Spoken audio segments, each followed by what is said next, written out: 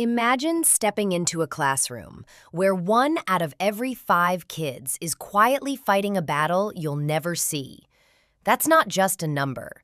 It's nearly 20% of students carrying the sting of cruel words, threats, or silent exclusion. All of it happens in the shadows, behind polite smiles or in the scroll of a phone screen. If everyone knows bullying is wrong, why does it keep happening?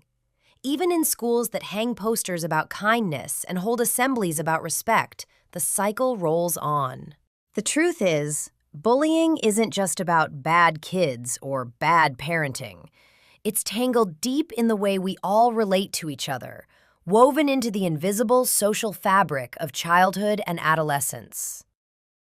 School isn't just a place to learn algebra or read Shakespeare. It's a social arena full of unwritten rules about who belongs, who matters, and who gets left behind. Who wears the right shoes? Who's good at sports? Who fits the image? These subtle codes create a pecking order that everyone feels, even if nobody says it aloud. In this world, bullying becomes a tool. Some kids use it to climb a little higher. Others use it just to avoid slipping further down. It's about power, not just cruelty. And the pain it causes doesn't fade when the bell rings. It lingers, quietly reshaping how someone sees themselves long after the last class ends. Most people miss the true cost because most of the battle is invisible. If you've ever been bullied or even just watched it happen, you know how isolating it feels. There's a strange trick our minds play, known as the spotlight effect. When you're singled out, it feels like every eye is locked on you, every whisper is about you, every laugh is a blade. In reality, most people are caught up in their own worries, barely noticing what's happening right in front of them. But when you're in the middle of it, shame and fear grow until they fill the whole room.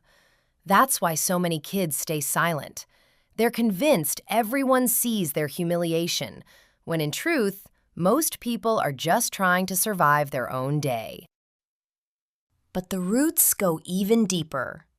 The way we connect with other people starts long before we ever walk into a classroom. Attachment theory tells us that the bonds we form early in life, whether we feel safe and accepted or anxious and unsure, shape how we navigate every social situation. Kids who grow up with secure attachment know someone's got their back. They're less likely to get trapped in the cycle. But kids who grow up anxious, always scanning for danger, or those who learn to shut down and protect themselves are more vulnerable. Some end up as targets, desperate for a place to belong. Others become bullies, using aggression as armor. It's not destiny, but it's a powerful current running beneath the surface, one most people never see. Then there's the bigger picture, the culture that surrounds us. Schools, and honestly society in general, often reward the very behaviors that fuel bullying. Dominance, aggression, fitting a narrow mold of what it means to be successful, tough, or cool. If you don't fit in because of your gender, your race, your interests, or just because you're different, you're at higher risk. And too often, adults brush it off as kids being kids or hope someone else will step in. That silence sends a message, even if nobody says a word. It's easier to look away. The cost isn't just hurt feelings. The scars run much deeper. Chronic bullying can change the way a young person sees themselves, sometimes for life. The loneliness and stress don't just disappear after graduation. They linger, quietly shaping how someone trusts others, forms relationships, or even walks into a room. The damage isn't just emotional either.